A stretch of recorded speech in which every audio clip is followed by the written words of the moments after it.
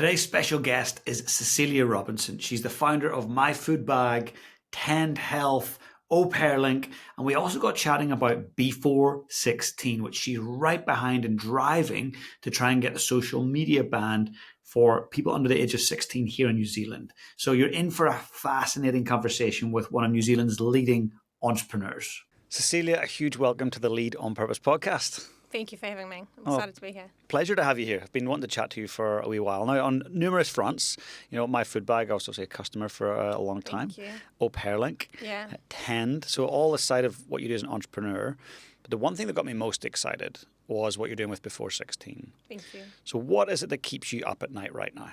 Yeah, look, I really worry about the mental health crisis that we're seeing in our young people and the anxiety that we've seen rise over the last, 10, 12 years. Not just across New Zealand, but globally. And I think for me, as a mother of three, and in particular, I've got a 13-year-old, so it's top of mind for me. I'm really seeing the impact of what that smartphone generation is experiencing and what the social media generation is experiencing. And it's flowing into every aspect of, our life, of our economy, of our country. So, look, that's really problematic, and that's probably what keeps me up at night. Fair enough. And me too. So I worked at a private school in Christchurch for a long time, and there was a number of suicides at the school. No different to many other schools that have similar issues around New Zealand. But I got quite curious as to why is this happening? What's driving this? And so I started talking with John Key around what he's seen with the drivers. And this was probably 8 or 9 years ago. And for him, he said the research that they got was it was social media bullying, drugs, and sexual abuse in the home. I said, okay, this is alarming. So then I went to Dr. Warren Farrell. So he wrote a book called The Boy Crisis. So he consults to the White House and has done for a long time on boys and men's health. And obviously when it comes to suicide, from puberty onwards, boys are 6 times more likely to do that. So I was like, what's driving it? He says, well, I disagree with your former Prime Minister. He says those are secondary factors. He's like, the primary and only factor that we come up with that shows correlation is a lack of a present male role model. He's like, that's the number one driver. He says, beneath that become these other things. And so people are searching using the drugs and using social media. So that was fascinating for me, and it got me on this track. So a friend of mine wrote a book, Johan Hari is his name, and it's called Stolen Focus. Mind-blowing. Have you read it? I have, yeah. What did you think of that? Fantastic. Yeah. He nails it with his research, right? Totally. I mean, it's just an extraordinary read. And that was just before, maybe 2-3 years before Jonathan brought out Anxious Generation. Totally. So I was like, yes, these are my people. Yeah. And then you guys came on the scene. I was like, oh, yes, New Zealand does need this. Yeah. So Mr. Luxon, whether people love him or loathe him, I'm like, high five, dude. Yeah. Well done on banning phones in schools. I think Why do we need them? It's a phenomenal, and actually what we're seeing now, I've actually just written an article about it that's going into the Herald about the actual results from that as well, because what we're really seeing has been a significant shift, in terms of almost every metric that you can look at in the schools that have successfully implemented the phone bans. And so, they're seeing, performance improving, bullying drop, mental health improving, all of the kind of key metrics that you look for when doing an intervention are showing really, really strong results. And so, it is real. This is a problem and it needs to be addressed. And, I think the first step, which was phenomenal, was implementing the policy to have the phone-free school day. But we just need to think about how that get extended and how we make sure that, we protect the mind of our young people, right? It's really 100%. important. I'm with you on this. And I think there is a lot of parental responsibility required here. Absolutely, yeah, there absolutely certainly is. And I think what was really interesting about the research that they did about the smartphone free school day was that actually the biggest problem that the schools are facing with children not complying with the rules is parents contacting their children during the day. And so, that is the number one reason why people are actually, why children are using their phones still at school, because parents are anxious, they want to get in contact with them, they want to remind them of something. Which is nice and thoughtful, but actually it's a problem. Well, actually it really genuinely is. And, I contextualise it by thinking last week my son's school was, and this is probably on the extreme side of it, but, we saw a headline in the Herald that, there was a large private school that was on fire last week. And, we waited for communication from the school. I didn't call him, go, hey, are you okay? I waited for the school to communicate with us, because I don't think it's helpful for us as a parent to intervene, because surely the school have got procedures and policies that they want their children to follow, and parents intervening is not helpful to that. Totally. And so we actually need to be really clear about what we're doing, whether it's helpful or hurtful to the development of our children. And, of course, my son rocked home at the end of the day and he shrugged his shoulder and went, it wasn't a big deal, Mum. Actually, the biggest problem was actually the headline in the Herald because it actually made everybody, really upset about it. And so you just really, and you also need to foster independence with your children. And I think that's something that's really underrated in today's kind of world, and how do you foster independence, right? And so those are the types of things that I consider both as a parent and how more broadly we participate as a society, right? I'm with you. Jonathan, one of his books previously was The Coddling of the American Nation. Yeah, I love that. Yeah. And I can see it even in myself at times, coddling. I've got a 9-year-old boy. Yeah. It's like, actually, just let him walk to the shops. Totally. You know what I mean? Yeah, it's actually really interesting. So because I've got kids on kind of the different ends of the spectrum, like I've got a teenager and I've got a toddler effectively, or just coming out of toddlerhood. One of the things that I really noticed a significant change in the last 10 years as a parent has been, I used to take my biggest kid to, like what was called Little Kickers at the time. And, the parents were made to sit down. We were made to, the kids were meant to listen to the coaches who were running the sessions. To today, when I take my 4-year-old, and all of the parents are in the middle of the session, kids are not scoring goals because a parent that was just dealing with their kid is kind of shielding the goal, and the children are not being taught to kind of listen to that other person. They're expecting to listen to their parent only. And I think that's problematic, right? It was problematic to the degree that we actually pulled our child out of that class and actually put them into a higher age group where we expected it to be a different experience. And was because, it is a totally different experience as the kids get older. But for me, I'm just like, I want my children to be respectful and independent and listening to other adults in the community that are trusted, right? And it can't just be me, right? It's not just one person. So we have to think about how we're evolving, and how that's impacting our children's minds and their well-being long-term as well. I agree with you. It's really interesting. I went to Little Kickers with Finn as well. Yeah.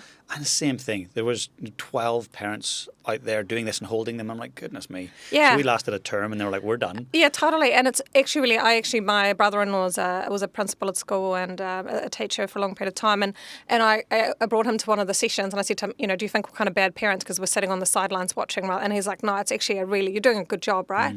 Because you actually as a parent then feel guilty because you're not participating with your child and your child is going, oh, Mum, why are you not shooting the ball with me? And I'm like, no, because I want you to listen to your coach. Your coach is telling you what to do and I shouldn't be intervening. And so it's actually, it's a difficult predicament. I see it across a broad range and I think it's kind of the tip of the iceberg of what's kind of indicative of what's happening.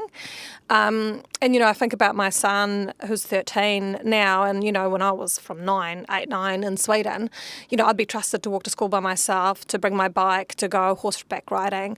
But we're limiting the world that they're living in, but we're increasing their social experience online, right? Brilliant. So this is something that Jonathan talks about. Totally. We overprotect our kids in the real world. Absolutely. And underprotect them on the online world. Absolutely. And I can see that. I've got real kids I know that are 6 and 7 that have full access on an iPad to Google, to YouTube, and I'm like, that's toxic. Yeah. So my little boy does have an iPad. He gets to use it when we travel overseas. Yeah. So maybe once or twice a year, he gets to use it on the plane. Yeah. And maybe for half an hour supervised each day on the holiday. Lockdown, yeah. Yeah, totally. No YouTube. Yeah. No YouTube Kids. Totally. And very specific apps you can play with. No Roblox, none of that crap. Yeah, totally. But I think that's probably not the norm. It's not. And look, what's interesting is when their children start school, and even with our 4.5-year-old, there's something called Reading Eggs, and Reading Eggs basically is really interested in learning, right? And what we do is we sit with him. We do guided access. He can do his learning, and he's learning the alphabet and reading and stuff. And that's a very different experience from giving a child a device and going, here, go for gold, go and just do whatever you want. And the other thing that I see that I find quite worrying is, again, this sentiment around, because of my 13-year-old will go to Saturday sports. And then on the sidelines, I watch all of the siblings sitting on phones or their parents' devices, most frequently, sometimes their own devices, iPads, etc., on the sports sidelines, watching whatever it is rather than following the game or supporting their sibling. And I think it's a really sad indictment, right? We just got to stop that. Our kids are just made to sit down and just watch. And you just, you cheer for your brother and then he comes and cheers for you, right? You're called probably old school now. Totally. Totally old school. stressful, right, as a parent, because like we never give our child advice. Like our kids would never go to a restaurant and bring a phone or advice, and they would never expect it. Yes. Like I carry like this small little box of magnetiles in my purse everywhere, and then 4 cars. And my little boy, my 4-year-old, just sits up and he just does that while we're having, but it's unusual, and it's not about perfect parenting, but it's trying to do your best within the environment that you're in and supporting your children to be, creative and curious and robust and all of those things, right? I love that. It's so interesting. So like I see my role as dad, and of course my partner and Finn's biological mum as well, like us as a trio, our role is to help him become independent of us as quickly as possible. Totally. Making his bed, his lunch, conversing with people of all ages and stages. Absolutely. To me, that's success. Yeah. And I want him to leave home. I don't want him to be at 35 living at home. Yeah. And gaming is, that to me is I've failed. Totally. He didn't launch. Totally. I want him to launch soon. I totally agree. And I think there's real steps that we can put in place to support our children to get there. And it is the simple things. And it was funny because a 4-year-old, my husband was away for a couple of weeks, which he never normally is, and he'd taken our big kid. And then I'd had a babysitter come in temporarily, and our 4-year-old really gave that babysitter grief, right? And so recently when I had to go out, my husband had to go out for something, I said to my 13-year-old, I said, look, you're in charge. Like, yes, we've got someone here babysitting, but you're actually in charge of your little brother. You're brushing his teeth, you're making him sure he's eating, you're putting him to bed because you're the person that's most used to him, and because, someone that's not comfortable with, Charlie or Charlie isn't comfortable with them, it's much harder for him. And of course, my 13-year-old thrives, right? Because it's given the responsibility. I trust you to help me with your siblings. Yes, there's another adult in the house, but you're the right person to go to. And he's really thriving off that, and it's really lifting him. So it's about how you extend them and how you make them feel as if, they're really important, because they are, but not just because we're protecting them, but because they're also adding value themselves, right? It makes total sense. Yeah. For you, what does successful parenting look like for your own, family? Yeah, I think, look, I've read lots of parenting books over the years, and I think one of the acronyms that stuck with me was TRIC, which is Trust, Respect, Independence, Collaboration, and Kindness, right? That's Esther Wojcicki, How to Raise Successful she's amazing. Humans. She's phenomenal. She's amazing. Amazing, and like I think her husband, like he went on to, he also had an amazing career. She's just a phenomenal family, and she's just... We've really implemented that, and I read that book, and I feel like that was maybe 5 years ago I read her book, and I had a light switch go on. And one of the key outtakes for me in that phase was independence with our kids and teaching them how to be independent from us. And that's what we're talking about, right? And so, like, for example, our kids, we send them to surf camp each year. They'll go up north, they go to Mangawhai, it's 5 days away, or it's actually 6 days, 5 nights. And we sent our son at 9, and he knew nobody. And it was this game, it was actually just after I read that, so it was about 5 years ago. And then our daughter went for the first time this past year. She was only 8.5, so she was one of the youngest kids to go, right? And it's just lifted them. Like, they came back from that experience and they were more resilient, had dealt with problems, didn't have mum and dad. Like, my daughter didn't find her pajamas despite the fact that I'd labelled everything in her bag and put it in for her, right? And so she slept in a T-shirt for like 4, and it's awesome. Like, how good is that experience for her to learn? And then she said to me, and on the last day I found it, of course, mum, and then I wore it. Like, but it's actually really good, because if you're standing over them every day, asking them to brush their teeth and put their deodorant on and go for the motions and eat their dinner, they're not taking responsibility. They're just relying on you. Totally. And so you have to build a culture in your family where actually they're also relying on themselves and other people around them, whether that's a sibling like we're doing with Tom and Charlie, where Tom is supporting Charlie if we're not at home, or, just how do you lift them up, right? This is traditional parenting. Like, when you think about it, in Ireland we had large families. Yeah, 9, totally. 10, 11 siblings. Yeah. And the older siblings care for the younger siblings. Totally, 100%. And that's how you learn to care for others. Absolutely. And it's some of the basic mechanics of things. Like, if it was legal, I would be totally comfortable to leave my 13-year-old at home with my 4-year-old, and as soon as he turns 14, that's the next thing on the cards, right? Because it lifts him up, it builds him. He's such a, and it builds his accountability and also from a sibling relationship point of view, but we've lost some of that, and we totally are overprotecting, and so it's about how we can stretch our children. And so, we go to Waiheke every summer, and over the last 3 or 4 years, maybe 3 years, my son has got a group of friends. They're allowed to take the bus by themselves, go into Tonara, sort themselves out for lunch.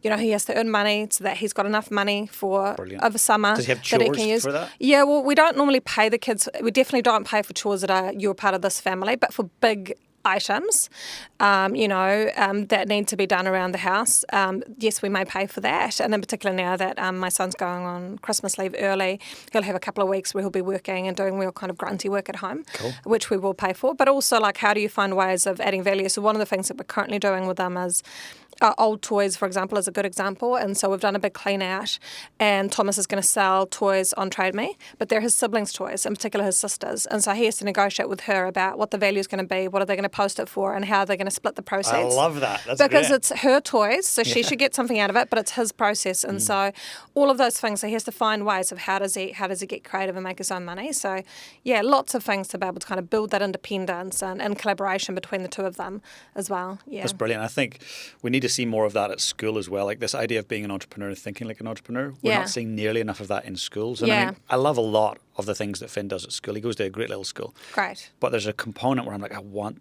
Finn to learn about what it is to build a business. And so this term, they've learned about marketing. They were skilled up on Canva. They had to come up with a business idea. They had to do market research. That's amazing. He's in year 4, and I'm like, this is awesome. Yeah. So I want to see more of that. Yeah. And it sounds like you're doing that at home. Yeah, totally. And look, not all schools are doing that. I think for a year 4 kid, that school's progressive, right? And so, in fact, my son was saying, we were having a conversation because we always do dinner times together as a family. It's kind of sacred. And sitting around the table, no TV. Yeah, totally, absolutely. No devices. We've never had anything like that. It's never been a problem. And so I think if you start in that environment, then you never would even think that you'd have it on, right?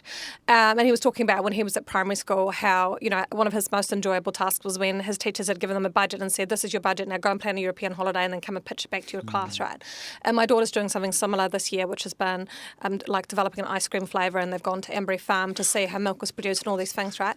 And so it's early entrepreneurship, early thinking, and like I love that, right? And so it's tangible because a lot of the things I think often we're teaching our kids maybe isn't as tangible. But what I am pleased about is, the basics it's being implementing, like reading, writing, maths. We navigated quite far away from that as a country for a long period of time. Yes. And so I've been really pleased to see that reintroduced again in schools. And for our family personally, we've seen a significant academic lift in particular in our 9-year-old, because they are now being more disciplined about the curriculum and how it's being executed. So yeah, and then from that, obviously entrepreneurship and so many other opportunities as well present themselves, right? 100%. So, yeah. And I want to come back to before 16 in a moment, but sure. We're talking about entrepreneurship. You are the who's who of being an entrepreneur in this part of the world. And I know you probably don't like me saying that. No, I really don't, but yeah, thank you. But, we think about it. So, Au Pair Link, My Food Bag, and now Tend. Yeah. Big players. So how does your brain think? What informs your way of looking at a problem? Do you go looking for problems? Do you strategize and find, I can see I can do something there? Or does it organically happen in your life and you go, I need to sit and figure this out? Yeah, I think it's a really good question. I think for me, an idea is like 1% and execution is 99%. And I remember back in my food bag, like I did a conference on the Gold Coast once where I was speaking, and I had a guy come up to me afterwards and kind of knock me on the shoulder, and he was like, I had the idea for my food bag first. And I was like, cool, but what did you do with it? Like, what happened, right? And so it's in that execution, and I think that comes from curiosity. Sometimes it comes from naivety. Like, I think I am clearly innately action-orientated, so if I see a problem, I like to go and explore it. And, that's been the origin of all of our businesses that we've had, right? It's been a problem. How do we come up with a solution? Au Pair Link was because I'd been an au pair in the US, but I'd actually wanted to be an au pair in New Zealand, and at the time, I couldn't actually find a good placement in New Zealand, so I went to the US instead from Sweden. And then when I did come to New Zealand and actually looked into it further here, I saw that there was a market opportunity, and I kind of dabbled in it, and then that Au Pair Link came from that, right?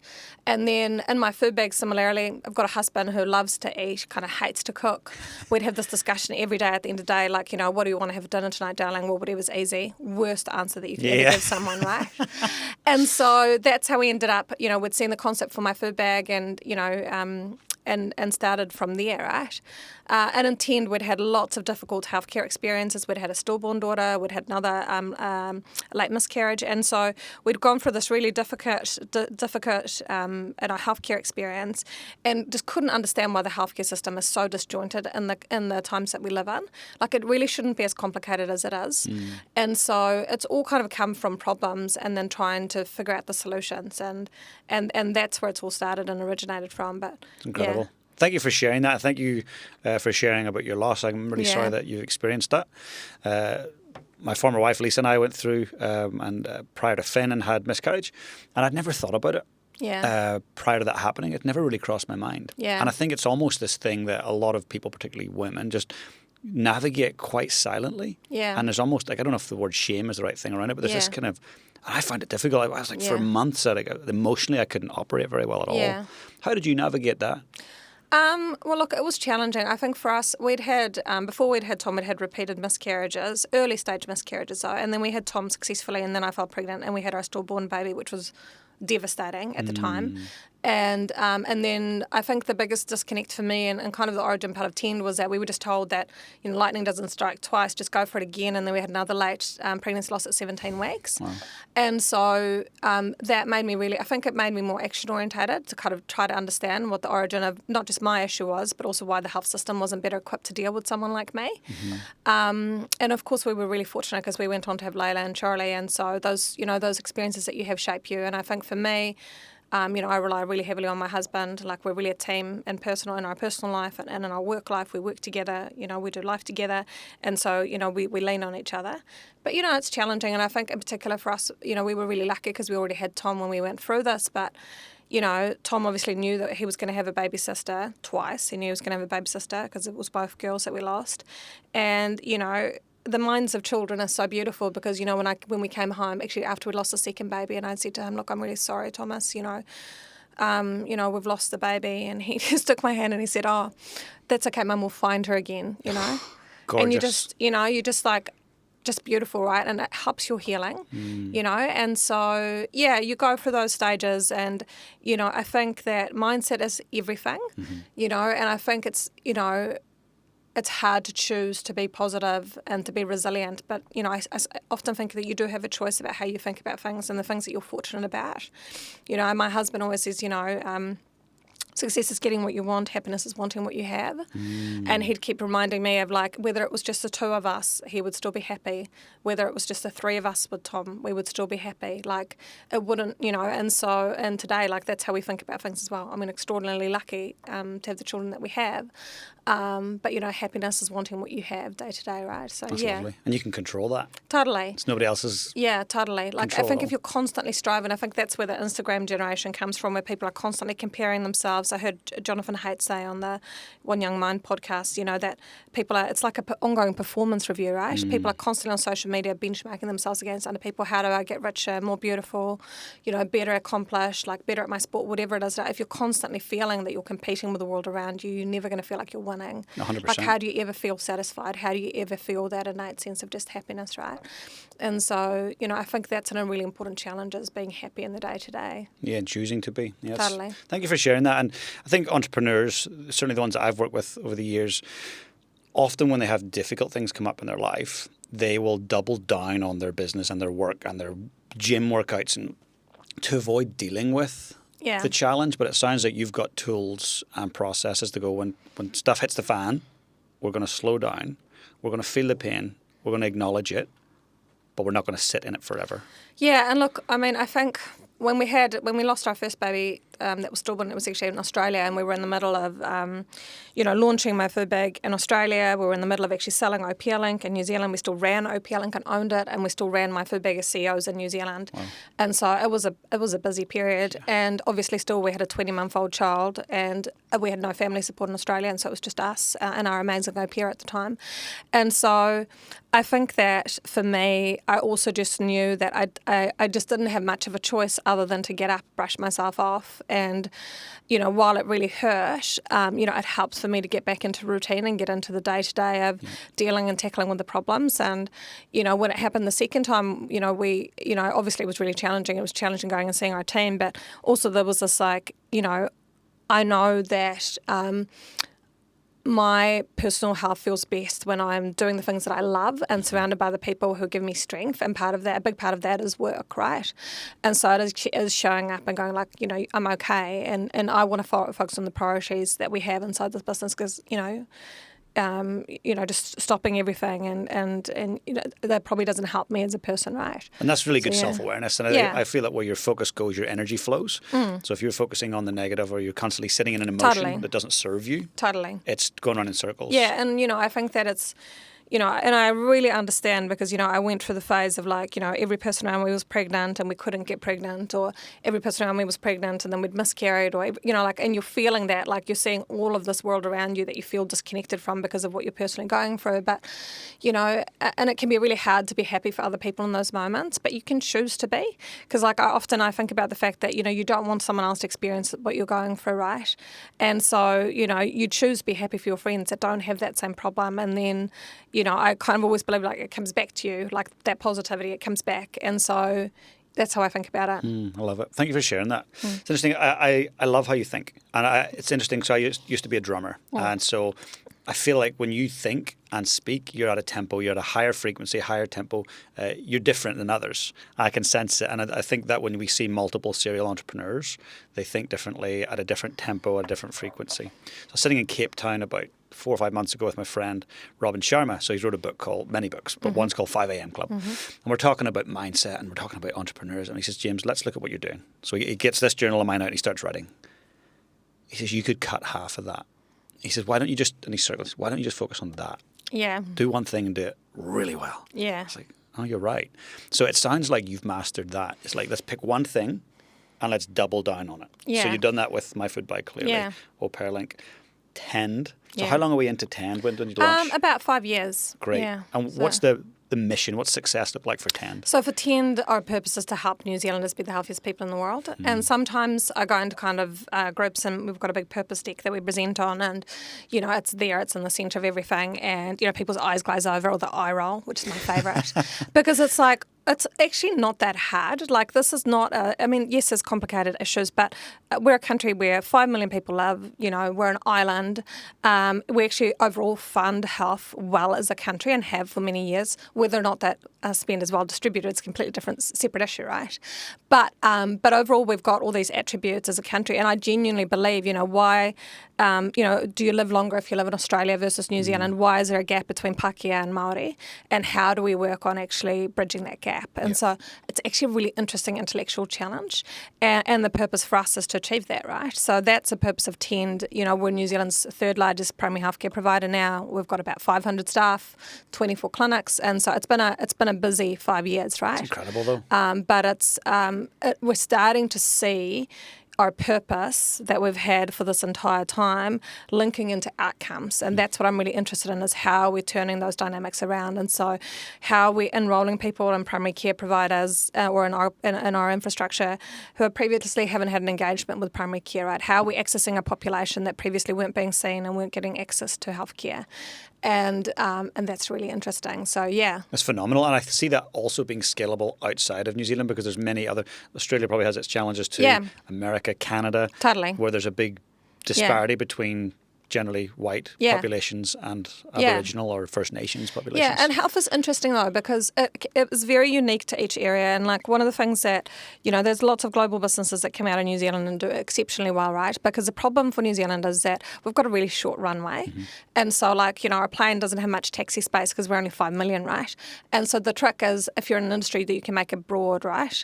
And so you want to have broad industries if you want to be primarily operating out of New Zealand, which is our desired objective. And that kind of comes back to a little bit of our business purpose as well, because, when I look at business, I look at kind of 3 key criteria in terms of how I make decisions around, the opportunities that we pursue. And so my first rule and my first personal purpose for our business side of things is like, I need to work alongside people that I kind of trust, learn from, admire, respect, Second thing is I have to do something that's got real meaning and purpose. Like, I'm not going to be selling toilet paper. Yep, we all need toilet paper every day, but it doesn't set my world on fire. And 3, it's for the country that I love, and that's New Zealand. And so, I don't necessarily have this big global motivation to go internationally, because we can make a lot of good here as our foundation, and I'm really motivated by that. And I think that if we can look and fast forward 20, 30 years from now, and we can actually see that acceleration and change in our healthcare outcomes, that would be one of the greatest joys of my life, outside of my family, right? I can't wait to get you back on here and just celebrate that with you, because I know it's going to happen. That'd be cool. I can sense the conviction in the way you talk about it, and the vision is radically clear to me. Yeah. It's interesting. I'm a big like fanatic about understanding my own health, my family's health. So I worked with this guy in the US, and he was essentially a scientist, and the US Defense Force hired him to work with the Navy SEALs on like identifying metrics around preventing future ill health. Yeah. So I did a massive program with him on my health, and we did all these stats and metrics.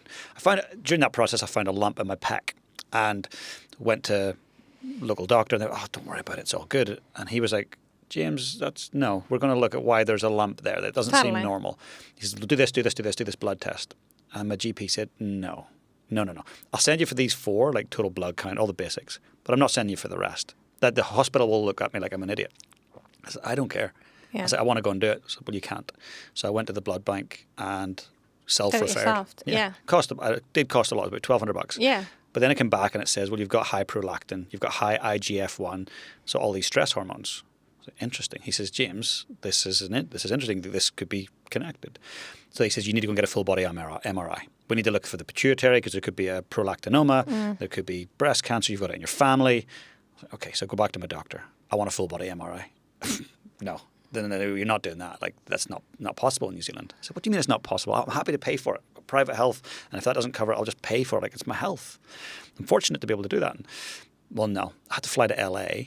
And did you do the Pronovo scanning? I did do the Pronovo. Yeah, me too. Did you? Yeah. I was a bit anxious, but when I was getting ready for it. Yeah. How did you find it? Amazing. Me too. Yeah, I find it really interesting. I mean, I think that's it's a control thing, right, as well, to be able to track and control, and I think that it's, you know, when I think about healthcare, like for us in New Zealand, we want to build a first-class cabin that everybody can live in, and we want to deliver those health outcomes. So you have to ask the question, why is the GP not referring? And often that's because there are disincentives, you know, in the system to do that, and also because most commonly it's because, you know, people don't necessarily need the treatment, and so, you know, they worry about, overloading a system.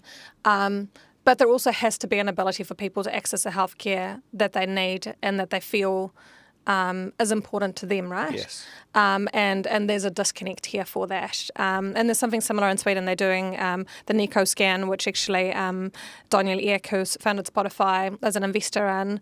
It's a really cool kind of similar to Pronovo experience. That's on my list for next time I'm in Sweden. You should. What's it called, please? It's called Nico, Neko, Nico Health. I'll put a wee link in the show notes as well. Yeah, go and have a look at it. And I think they actually now have a clinic as well in the UK. And so, yeah, really interesting, like proactive health. And it's one of the things that we're doing at Tend is we're actually doing proactive health medicals. But they're, again, it's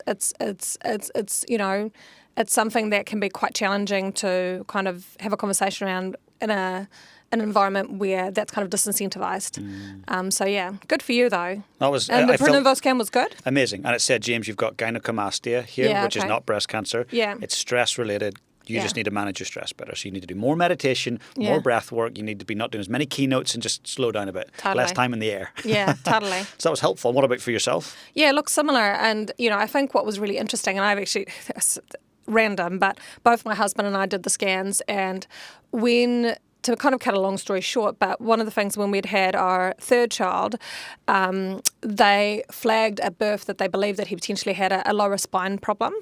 And we kind of didn't probably potentially handle that particularly well and made sure that, we were quite concerned about it, obviously, with our track record of having, issues having kids. And so they thought that he had a tethered spine, which would basically, in the long term, could impact him walking, could impact his, bowel movements, and could have quite significant long-term health impacts. And often they wouldn't diagnose it until maybe 2. And so he had his first MRI when he was about 2 days old. Wow. And then we went through this whole process for about 9 months. We went and got a second opinion out of Stanford as to whether or not we should have surgery. They actually recommended that we have surgery. We got an opinion out of Great Ormond Street in the UK. They recommended that we shouldn't have surgery, and in the end we decided not on surgery. And he's actually been fine.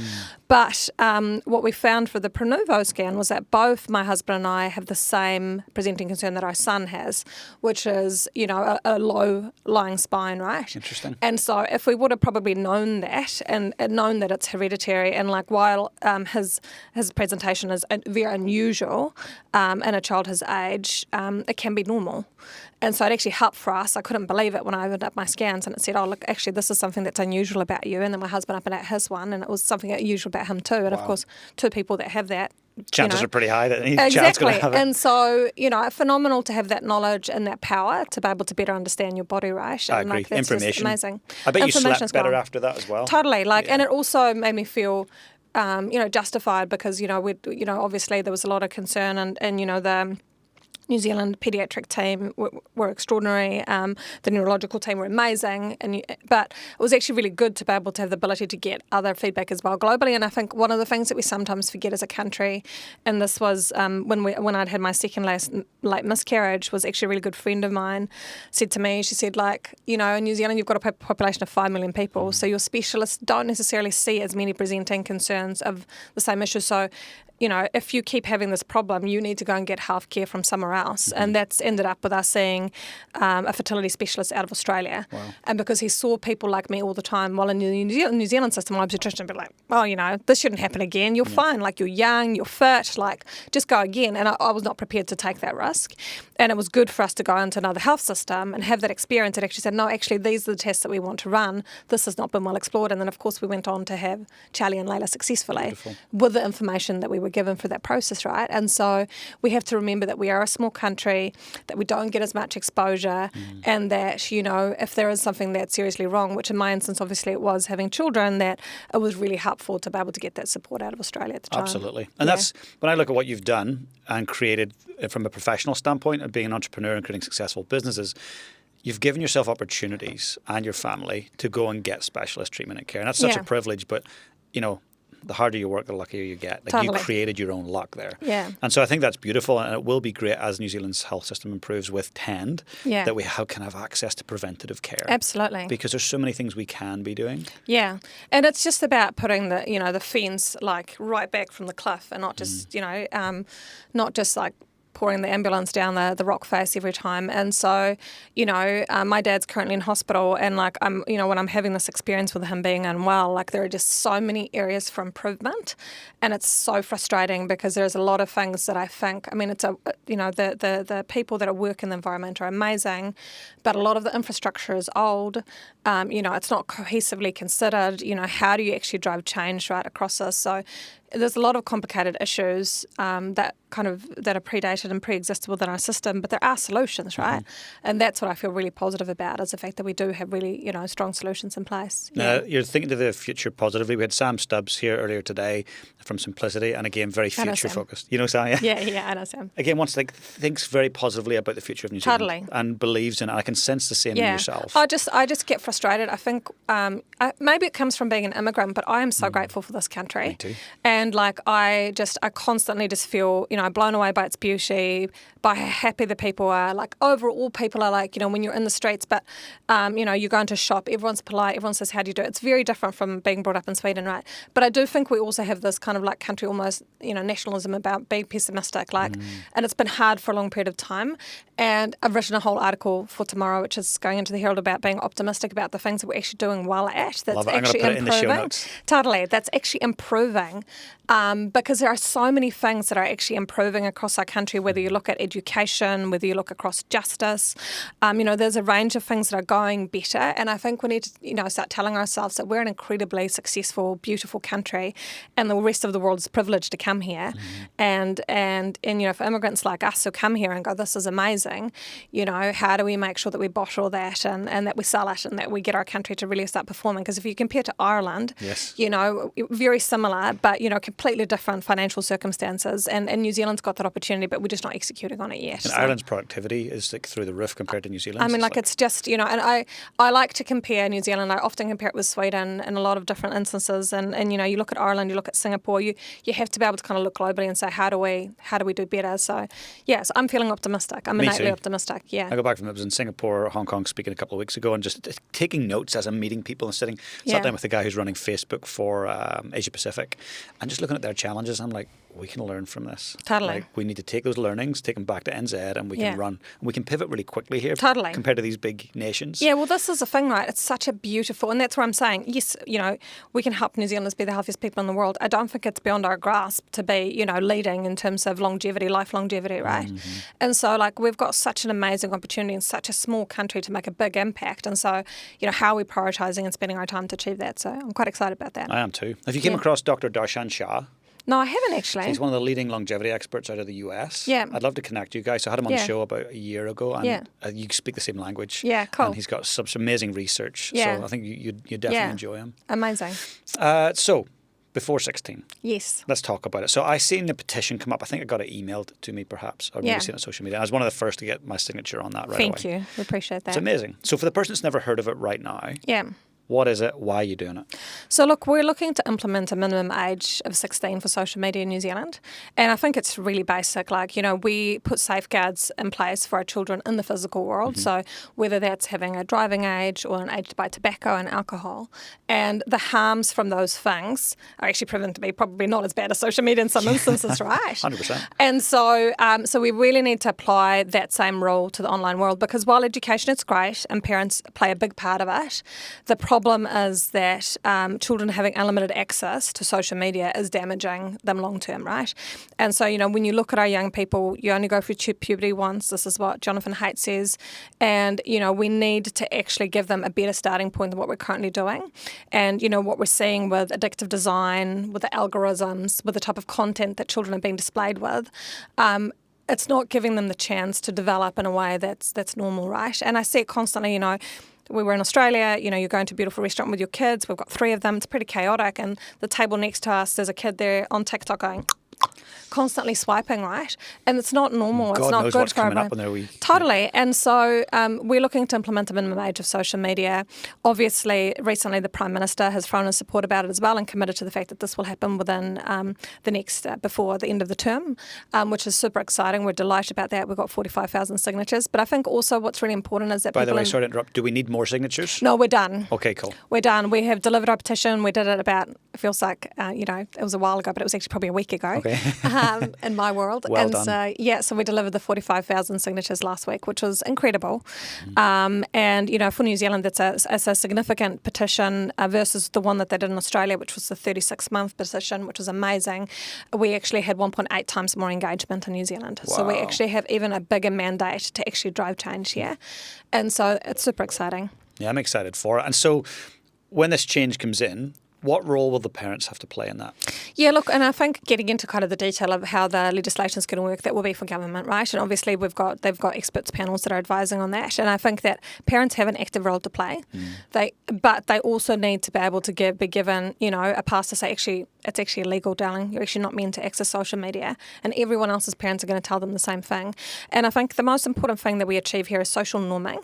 Like, we know kids might try to vape, or they might, like sneak a beer, but they're not sitting in restaurants drinking alcohol and driving at 14. Like, that's not what's happening regularly. And so what we need to do is socially norm and give parents permission to be able to say, actually, it's not okay, you shouldn't be on social media, and none of your friends are. And it's actually the whole concept around none of your friends are on social media that's actually really important. I'm raising a 13-year-old who's not on social media, and, most of his friends probably are. All of his friends almost are, basically, right? And so he's not on Snapchat. He doesn't have that kind of network around him. And, like, he's a really healthy, cool 13-year-old kid. But he's missing out, right? Because all of his friends are on there. And, I wish that they just texted him instead. He's got a dumb smartphone, which has got Safe Surfer on it, so he can text people. Brilliant. But they're all on Snapchat, and they're all on Instagram, and they're all on TikTok, and none of that is something that he can access. And so, for me personally as a mum, it's selfish. I would like him to have that social network around him, and for his friends to also be normalised onto not having social media. And it's interesting because when I talked to my son about it, and this initially when it came out earlier this year that we were launching before 16, he went to school the next day, and I said, what was the general sentiment around your peers? And he said, actually, most of the mums said 3 years is not a very long time to wait.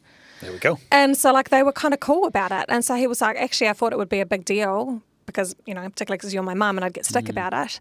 But actually it was fine. That's amazing. So, I think, and a lot of kids are asking for this. There was a recent study done that said, I think it was 4 out of 10 children or teenagers that are on social media don't actually want social media, and they wouldn't be on there unless, their peers were on it. And so even kids themselves are realising this is bad for them. Of course. And they shouldn't have to realise that for us to be able to provide safeguards around them. Do you think gaming comes into it as well? Oh, I mean, look, I've got strong personal opinions of this, and you'll be unsurprised to hear that my children are not allowed to do things like Fortnite and Roblox. I'm with you. They've got the old school Nintendo handheld devices. My son is allowed maybe 20 minutes, maybe a few times a week. Similar for my daughter, she's probably more like allowed 10 minutes, but it's very limited on a very old school device in a public place in our family where we can see it. And he literally plays, because he's a massive big football freak, FC 26. That's all he plays on it. But he's got no desire outside of that. But it's funny because I even notice with him that if he plays for a longer period, say we've lost track of time, or I'm putting down his little brother, and I come down and he's done 30 or 40 minutes, I notice a change in his behaviour. Grumpier, more agitated. Totally. And so I can immediately see the addictive design just of that as a device. And actually my favourite parenting tool is to ban him from Nintendo and so he's had a Nintendo ban for the past, and I can't even remember why, but it's been blissful. He's had like a 5-day Nintendo ban. So it's about having something that, you can actually have as a device, and it's fine, and he's learning self-regulation, but he also sees it himself. He also sees himself, why mum and dad don't like it.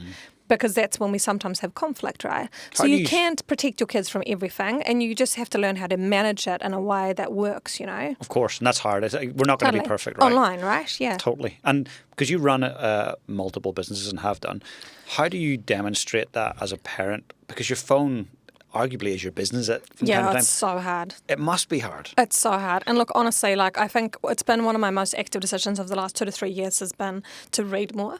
Good. And so I was really anti having a Kindle for years. And about 3 years ago, I bought myself a Kindle, and I was like, oh my God, this is revolutionary. Why didn't I get this sooner? What was I thinking? Because it's been one of my greatest delights, right, has been I now pick up my Kindle regularly because I read a lot. I love books, and I used to take great pride in having books, but it became challenging, because, you leave it at home or whatever it is. And so one of the things that I really do that we lead by example on is reading. Our kids read a lot. Good. Both of my kids are bookworms, and our third one is heading in the same direction. But that's been around discipline, because people often tell me that we're lucky that our kids read, and they're not lucky. They're actually privileged, because it's one thing we spoil them rotten with is books. Like my husband was saying to me, oh my gosh, you bought them so many Christmas presents. And I was like, 95% of it is books. Brilliant. And that's not a cost. So it's an investment. It totally is an investment. It actually gets passed down for the kids as well. It gets passed down from Tom to Layla to Charlie, right? So it goes through the whole family. And so I spoil them with books. And, if they can read as much as, I had my friend tell me off the other day, because I told off my daughter because I found her reading in bed past bedtime. And she was like, you're actually telling her off for sneaking a book and a torch into her bed and her glasses, right? Encourage that. She's like, actually, let her get away with it, sometimes. And I was like, yeah, you're probably right, because, she's just, how wonderful is that, right? But reading, and it's a discipline, it's like a sport. I think the more you read, the more it actually positively is something that you get connected to and that, you really relate to. So, yeah, I love it. Reading is huge. What have you read this year that really stands out? Oh, my God, a bunch of things. I'm currently reading Untangling the Teenage Girl, I think it's called. Oh, okay. And so I'm reading it in advance of our daughter becoming a teenager, because she's 9.5, but she's definitely heading down that track. And it's actually quite, it's also helpful with boys. And so that's what I'm currently reading, and I'm finding that really good. I actually one of my favourite books is actually Atomic Habits, which I tend to reread fairly regularly. And I've also, with our son, it's something that I made him read quite early, and then I make him reread as well. I actually read Grant Robertson's book recently, which I found really entertaining. I read Patty Gower's book. Wasn't it brilliant? I read Jacinda's book. Yeah, I read all of them, because I think because my day jobs are quite serious, and I spend a lot of my time feeling like I've got the weight of the world on my shoulders. I need to read stuff that is either fiction and Ken Follett, or something that completely is different from my day-to-day life, or something that's quite specific, like this is on teenage kids. I'm not thinking about how I'm raising my teenager every day, so it helps me to disconnect. And when I go on holiday, I read business books. Brilliant. So holiday, because you're never really properly on holiday when you're CEO of a large company, that doesn't really happen, but at least you're not in the day-to-day grind. But when I'm on holiday, I actually crave business books. But when I'm in my day-to-day grind, I don't crave them. That's brilliant. You've got that nice balance going on there. That's totally, cool. I love that. I try to just, and I know it myself, tend one of the reasons, even, you're reading when you're on that holiday, and it gives you inspiration for when you come back to work, You can implement new ideas, and that's cool. Totally. And Cecilia, what does a day look like for you in terms of, wake up time, some habits, nutrition? Yeah, so look, I'm pretty, I think I've got much better with my habits, probably in the last 5 years or so. And I'm much better at giving myself time. I was listening to your podcast with Jason Paris. So Jason is amazing. He's a fantastic CEO, and I love how he engages on LinkedIn. And he was talking about the importance of exercise, and he was talking about the importance of having equipment at home. And that's been life-changing for me since we've had equipment at home. That's made a huge impact in my life. And so I do exercise basically every day. It's amazing. And that makes me feel, and I am really forgiving of myself. Like if it's 15, 20 minutes and not 30, then I'm okay with that. But I'm like, something is better than nothing. Most days it's probably 20 to 30 minutes.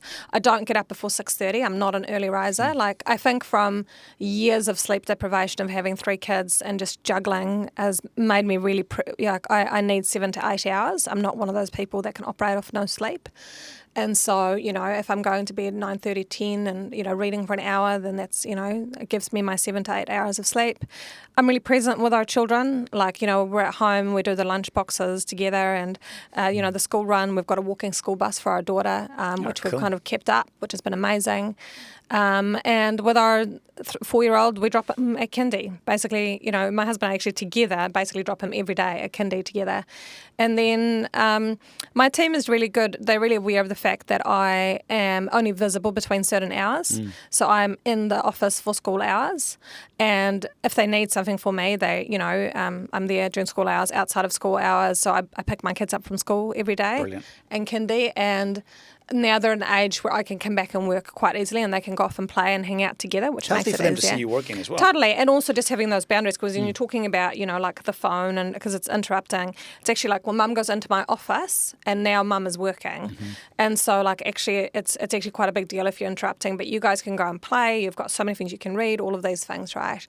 And I try to often get work done in the morning as well. Before I came in this morning, I got up earlier this morning, got up at 6, and today actually is an unusual day because I didn't get exercising because we had, my dad's been unwell and all of these things, right? And so I needed to submit this article for tomorrow, and so I knew if I didn't do that, I would have it hanging over me. So it was the first thing I did was submit it to my editor by 6:30 so I could get that off my plate for the rest of the day, right? Eat the frog, do that thing that's kind of maybe going to stress you out for the rest of the totally. day. Get and it I done. just knew that if I didn't get it done, it would make me feel, it would just hang over me, and I didn't know what the rest of my day would look like. I'm normally a really organised person, kind of have to be when you've got 3 kids and you're running, several things. So I was like, I need to get up early, I need to finish it. And I was quite tempted because I worked late last night on my article, and I've learnt when you're publishing material to sleep before you do. In particular, if you've written on something for a few days, I'm like, give yourself a break. Don't click submit tonight. Well done. And actually do it tomorrow morning with fresh eyes. So reread it, distill it down. And so that's what I did this morning, and just, it made me feel better for the day. I love that. Those simple things, and often the common sense isn't always common practice, right? Totally. So that's amazing. And you're very public facing, and I imagine there's a lot of very positive response, but from time to time you're going to get criticism. I get a lot of criticism. Okay. So how do you cope with that? Yeah, I mean, look, I find it really challenging. I think the criticism has been, escalating over, a lot of people don't understand the circumstances or who you are or what motivates or drives you. So often I make that analogy, and I think, what was difficult for us was that, we, for example, my food bag had extraordinary growth, an incredibly successful business, still is to this day, extraordinarily successful business. And, we were CEOs up until 2018, and the business went public in 2021, and the listing has been challenging.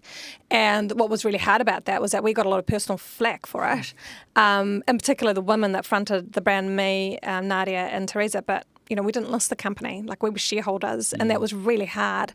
And you kind of want to hit back at all the trolls and say, do you not understand how the mechanism works, right? Do you not understand how business works? But you do just have to take a moment and go, actually, it's not worth it. And in my instance, what I did ultimately was that I went back on the board, right? So, the business had a couple of tough years, and I went back on the board and took accountability and went back to within the mandate to help fix it.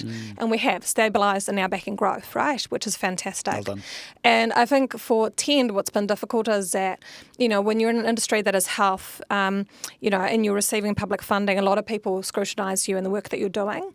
And the way that I kind of tackle that is for being an open book. Like, anybody that wants to criticise what we're doing, I always invite them to come in and see us. They never do. Yeah, of course. Because I'm like, actually come and look at the work of what we're doing. Come and look at our data. Come into one of our clinics. Understand what we're doing before you criticise us. Because if you don't understand what we're trying to achieve, it's very easy to misunderstand. And so, but yeah, it's challenging. And, I just learn not to read the comments, right? I think anyone that's got any level of recognition, you just learn not to read the comments. It's just not worth it. Don't engage, yeah. Yeah. It's interesting. Yeah, I see it's more and more with performers, particularly athletes that I work with, the hatred they get. Yeah, horrific, right? Oh, it's horrible. Why? Being an athlete or being in politics, horrendously public. Everyone's got an opinion on your performance.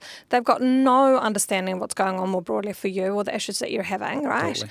And so, whether you're, in my instance, today, my dad is really unwell, and whatever's going on in their personal life, they might have had a kid sick up for 5 nights in a row. Who knows, right? But everyone feels like they've got this mandate or ability to just comment on their performance, and I think it's pretty unfair. Totally. And personally, I would never do it, and so I don't quite understand the people that do. I think you're a good example, though, that people who are creating and striving and building don't have the time to be a keyboard warrior. You don't see Richie McCaw going, "You suck," and he would never do it. Why? Yeah. He's a builder, he's a creator, he's a striver. You're the same. Totally. You're never going to sit and do that. And it's just odd, right? And for me, with Before 16 in particular, over the last 12 months, we've had a lot of OA requests in regards to the engagements that we've had with government and, why we're lobbying so hard for this. And it's pretty obvious. We've got a mental health crisis with our young people. And, we've been lucky to have Jonathan Hayton, the Prime Minister, on our podcast last week. Mm-hmm. And the person that can actually drive change in this country is the Prime Minister. That's it. That's the number one person. So, of course, we want to engage with, the Prime Minister. We also want to engage with and have engaged with the likes of Labour and, a broad range of the political spectrum, including ACT and all of them, right? But at the end of the day, it's a person who has a mandate that can make decisions, and that's a person that we want to drive change. Of course. And it's the Prime Minister of the day. Of that episode, I'll put it in the show notes so people can go and listen to that. Yeah. That'll be very fascinating. Yeah. And so you, Prime Minister, Jonathan Haidt, Before 16, all works together. We fast forward 10 years. What might success look like?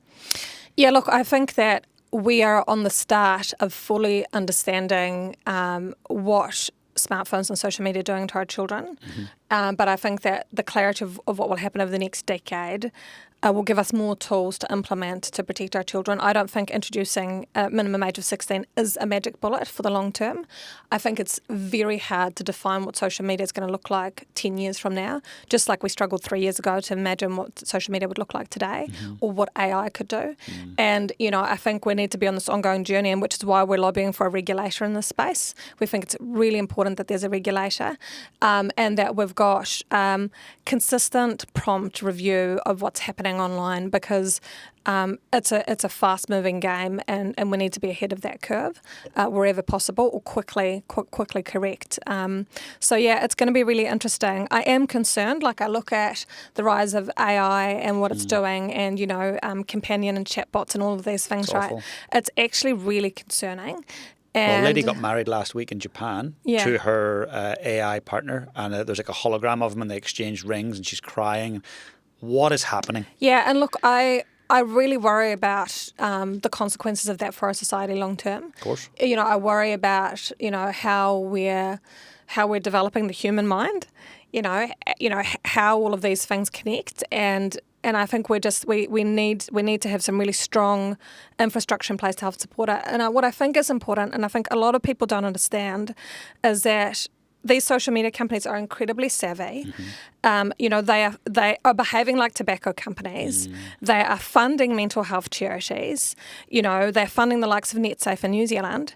And they've got these relationships. And so they're very much embedded into our day-to-day society. And often, my first question is, when I see someone lobbying against what we're doing, my first question is, what's their vested interest? What's their motivation? And look, I think if you're an influencer and you've got hundreds of thousands of followers or even tens of thousands of followers of Instagram, and a lot of them are young people, and you're getting paid on your posts, then you don't have a vested interest in this legislation coming into play. And I think I'm really concerned about people not understanding the vested interest in the drivers in this space. And I think that we need to really understand, where that's coming from. And, I can get up every day and look myself in the mirror and go, gee, we're working for, this is for our kids, this is for all of our tamariki across all of Aotearoa, and that's really important to me. And that's our motivation, that's our vested interest. My vested interest is the kids. And so that's a priority, right? I love it. And that's why, as soon as I seen it, I was like, I've got to get behind this. I've got to get you on the show. Amazing. Get more people understanding it as well. Yeah, thank you. Because when they don't understand, often they're criticising or they're against it. Yeah, I think people don't understand. I make this analogy. When we started My Food Bag back in 2012, we were hiring a lot of young people out of university. So the majority of our people that were working for us, both in our customer experience team and our customer love team, at our warehouse, doing delivery jobs, most of them were, 18 to 23-year-olds, right? Amazing. They were so capable, that cohort of kids that we had that came in and helped us launch a business. And when we founded Tend, what I found is that our young people are still equally amazing, but what they're coming through with is a whole different mind frame than what we had, 12 years ago, 13 years ago. We see a lot of anxiety, we see a lot of stress, and it's disproportionate to the environment that they're operating in, where, they're in well-paid jobs, they've got largely stable homes, they've got very similar experiences. And what's changing, and the key thing that I'm seeing changing is that, 12 years ago, my younger cohort of co-workers would sit and they'd talk to each other, they'd have these amazing conversations, but instead, now during lunch breaks, everybody's just sitting on their phone and not having conversations. Zero connection. And it's feeding through into the workplace. And this generation is our next generation of doctors and builders and architects and lawyers and whatever it is, right? But if they're not engaging with society, how are we going to get the best out of them, right? And that really concerns me. I'm with you. I was chatting to Mo Goddard, so he was a chief business officer at Google X and left on ethical terms, really. Yeah. He was driving AI for them for a long time. And we're talking about the growth of AI, and it's getting pretty phenomenal, unbelievable speed that it grows at. And he says, James, the one thing that will become gold dust is human connection. Totally. Us being able to do this and connect in person. You and I could have jumped on Zoom and had a quick chat and recorded it, but actually this is gold. Yeah, totally. And we want to be meeting with people in person, and we want to have, I run masterminds for leaders, and we could do them all on Zoom. Yeah. But sitting in Queenstown, rubbing shoulders, having fun, that's where memories are made, and that impacts us, right? And look, that's the thing, and it's really funny, it's just, the way that kids are learning how to interact, and it's really interesting because I'm watching this play out with my son because he's got, a couple of friendships that he's developed at school, and with, you just see that a lot of kids are moving to just not having to have face-to-face conversations with each other. They're just doing it, online instead of asking someone in person, and it's translating to people going, via text, do you want to be my girlfriend, rather than doing it in person and having that connection. Hey. Yeah, totally.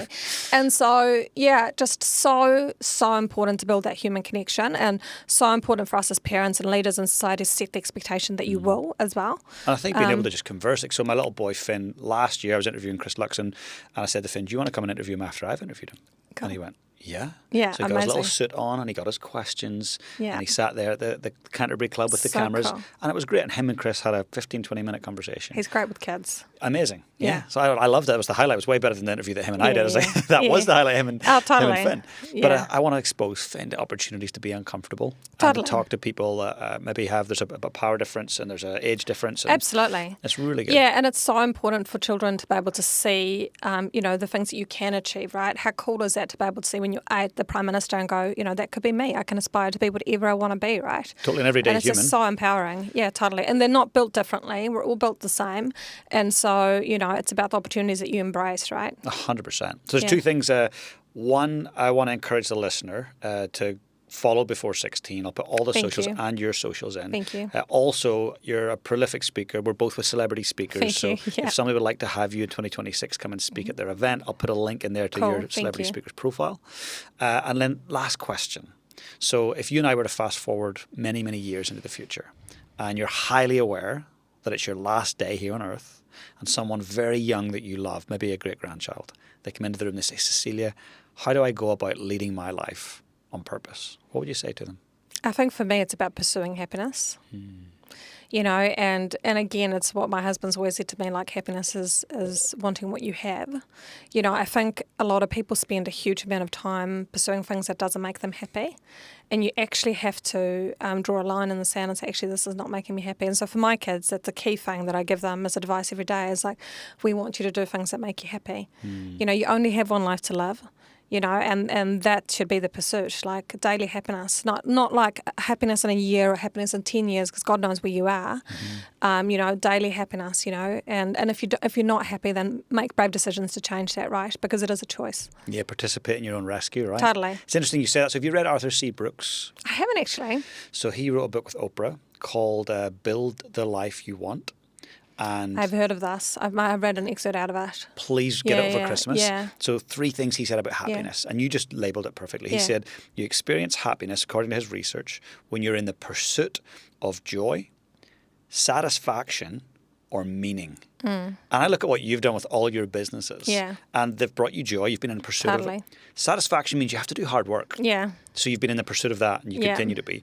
And meaning, it's like tick, tick, tick. Totally. So I love that that's the advice you would give them. Yeah. It's beautiful. Thank you. Cecilia, thank you for being here today. Thank you so much for having me. It's been a blast. Yeah, it's We'll been see you great. again soon. We will. Thank Cheers. you. Thank you.